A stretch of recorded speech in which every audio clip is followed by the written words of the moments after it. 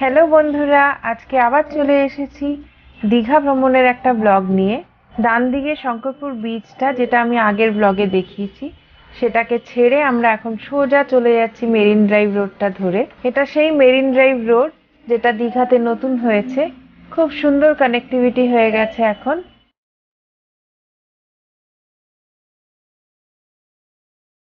রাস্তার ঠিক বাঁদিকেই দেখতে পাচ্ছেন গ্রাম, আর ডান দিকে কিন্তু সমুদ্র। ইয়াসের সময় কিন্তু এই গ্রামগুলোই পুরো ভেসে গেছিল। অনেকগুলো নতুন নতুন হোটেল এখানে তৈরি হচ্ছে, আর ইয়াসের জন্য যেই যেই হোটেলগুলো খারাপ হয়ে গেছিল, নষ্ট হয়ে গেছিল, সেগুলো এখন রেনোভেট করা হচ্ছে।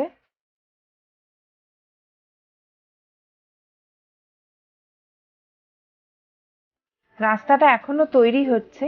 আর ডান দিকে সমুদ্রটা দেখতেই পাচ্ছেন, কি ভালো লাগছে দেখতে। এই পুরো দৃশ্যটা আপনাদের সাথে ভাগ করে নিচ্ছি।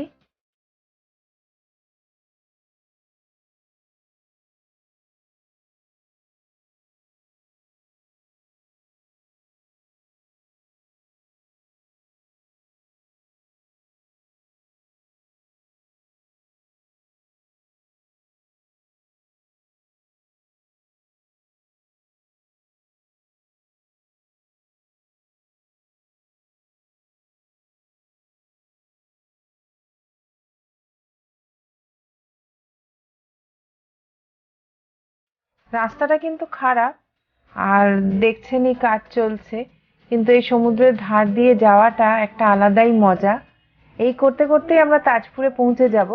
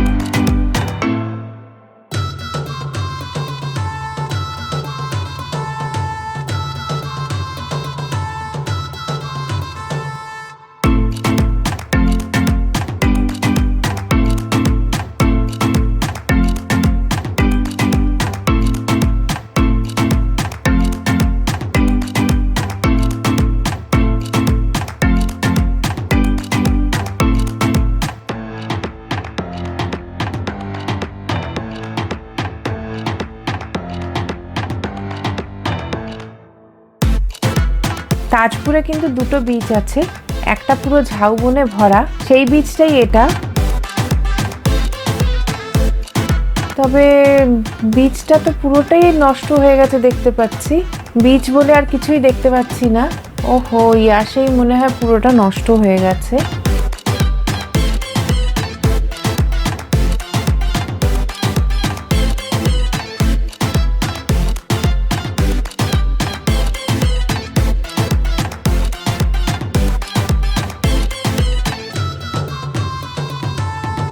ঝাউবনের বিচটা তো দেখালামই কিরকম খারাপ হয়ে গেছে।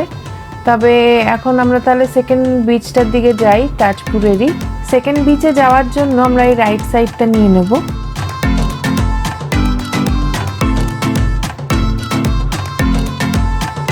রাস্তাগুলো দুধারেই সবুজে মোড়া, ভীষণ সুন্দর লাগছে দেখতে।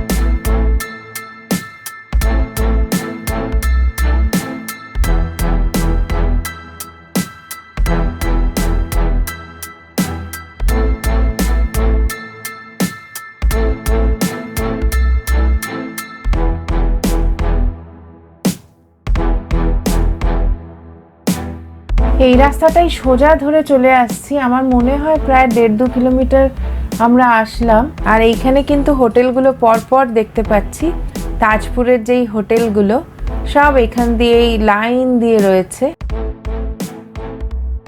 তাজপুরেও এখন অনেক হোটেল হয়ে গেছে। এই হোটেলগুলো কিন্তু সব ডান দিক বাদিক দেখতে পাচ্ছেন, এগুলো সব এখানকারই হোটেল। তবে বিচ থেকে কিন্তু অনেকটাই ইন্টেরিয়ার, কারণ আমরা এখনো বিচে পৌঁছাতে পারিনি। হোটেলগুলো কিন্তু বেশ সুন্দর দেখছি, নিরিবিলির মধ্যে। যারা একটু একান্ত পছন্দ করেন তারা কিন্তু এইসব হোটেলে এসে থাকতে পারেন।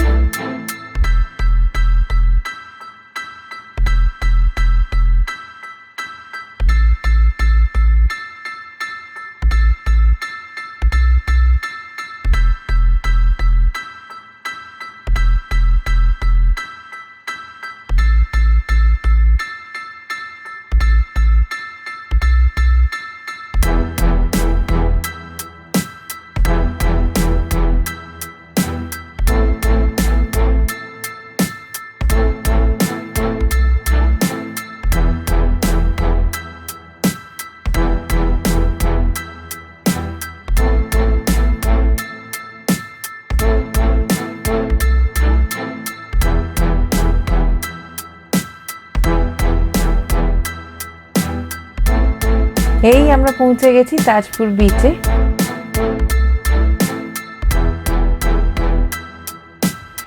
চলে এসেছি তাজপুর বিচে। তাজপুর বিচটা দুটো ছিল আগে, এখনো আছে, তবে পুরোটাই নষ্ট হয়ে গেছে। একটা ঝাউবনের মধ্যে যেটা ছিল সেটা তো দেখালামই আমি আপনাদেরকে, পুরোটাই নষ্ট হয়ে গেছে। কয়েকটা এখন দোকান পাশার রয়ে গেছে। তো এখানে যেই তাজপুর বিচটা, এটা সেকেন্ড তাজপুর বিচ। এটা আগেও এরকমই ছিল, তো আরেকটু বেশি সুন্দর সাজিয়েছে।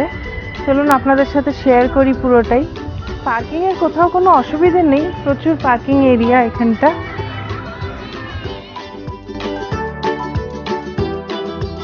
গাড়িটা এখানে পার্ক করে রেখেই দেখতে পাচ্ছি অনেকগুলো লাইন দিয়ে রেস্টুরেন্টস আছে। তার জন্য আগে রেস্টুরেন্টে ঢুকলাম, কারণ এখানে অর্ডার দেব, তারপরে খাবার তৈরি হয়। যতক্ষণ খাবার তৈরি হবে আমরা ততক্ষণ সি বিচটা ঘুরে নিতে পারবো।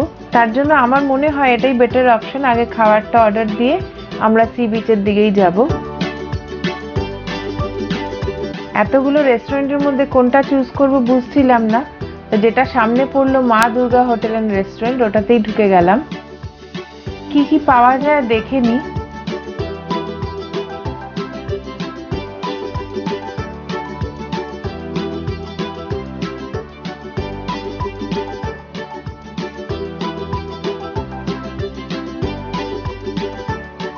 এগুলো হচ্ছে দেশি কাঁকড়া,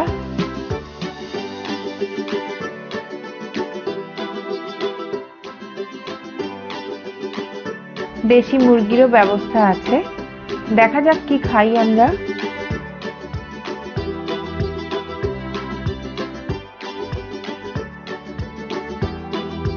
এটা এনাদের কিচেন, এখানেই সব রান্নাগুলো হবে। তা চলুন এবার বিচের দিকে যাওয়া যাক।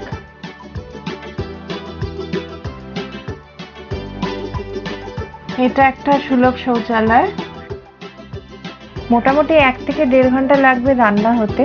তো ততক্ষণ চলুন আমরা একটু বিচের দিকটা ঘুরে আসি। আজকে খাবারে আমরা অর্ডার দিয়েছি কাঁকড়া আর ডিমের ঝোল, আর তার সাথে তো ডাল আর আলু ভাজা থাকবেই। তার জন্য অপেক্ষা করতে হবে এখনো 1-1.5 ঘন্টা। এটা নতুন করেছে তাজ রেস্টুরেন্ট, এটা আগে ছিল না।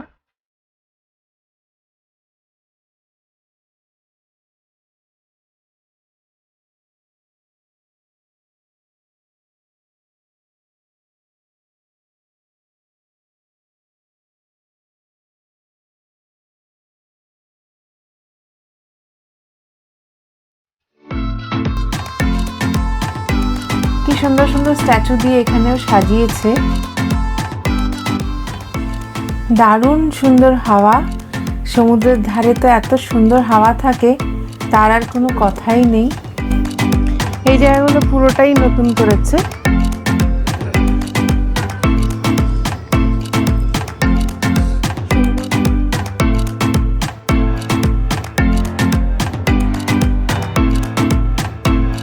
দারুণ সুন্দর হাওয়া, এত রোদ কিন্তু তাও গরমটা লাগছে না।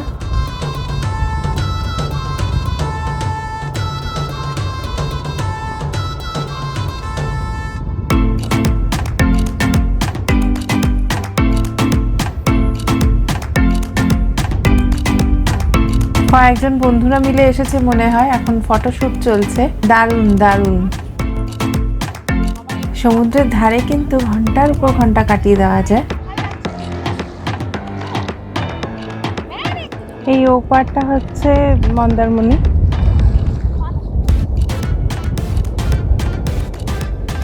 দারুণ সুন্দর। ছাতা নিয়েই বেরিয়েছি, কিন্তু ছাতার দরকার হচ্ছে না, রোদ থাকলেও সেরকম গরম একটা লাগছে না, ভালোই লাগছে।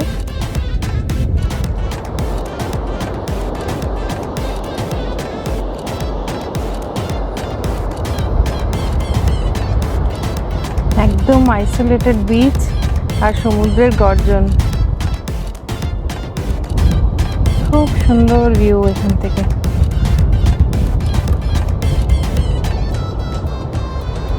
কেউ যদি আমায় জিজ্ঞাসা করে সমুদ্র ভালো লাগে না পাহাড়, আমি কিন্তু পুরোটাই কনফিউজ থাকি, কারণ আমার কাছে সমুদ্রও ভালো, পাহাড়ও ভালো। যখন যেখানে ঘুরতে যাই আমার সেটাই ভালো লাগে। আর সমুদ্রের জন্য বিচগুলো তো ভীষণভাবে পাল্টে যায়, এক এক সময় এক একটা রূপ দেখতে পাই, দারুণ লাগে। সমুদ্রের ধারে কত কী যে পাওয়া যায়। এই একটা বিশাল বড় মাছ,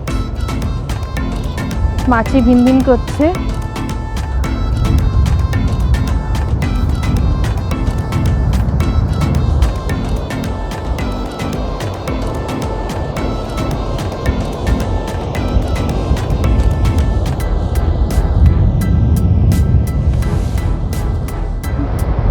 অনেকে স্নান করতেও নেমে গেছে।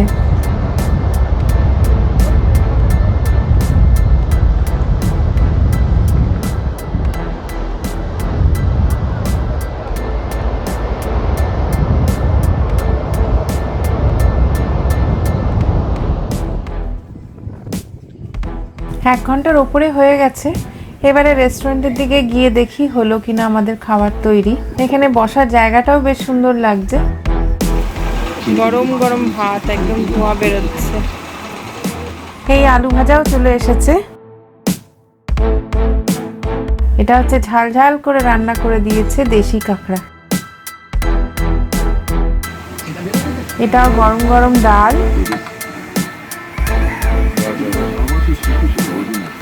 অল্প করে, ব্যাস ব্যাস ব্যাস।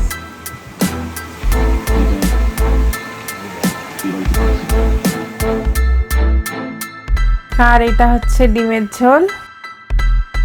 খেয়ে দিয়ে এখান থেকে বিচের দিকেই যাব, তারপরে এখান থেকে ডাইরেক্ট বেরিয়ে যাব মন্দারমণি বিচে। মন্দারমণি বিচটা আপনাদের সাথে আমি আমার পরের ব্লগে শেয়ার করব। খাওয়া দাওয়াও হলো, ভালোই খেলাম। আমি ডিমের ঝোলটা খেয়েছি, ভালোই লাগলো আমার। আপনাদের যদি আমার এই ব্লগটা ভালো লেগে থাকে তাহলে লাইক, শেয়ার আর সাবস্ক্রাইব করতে ভুলবেন না। আর আপনাদের সাথে তো দেখা হচ্ছেই আমার আর একটা ব্লগে।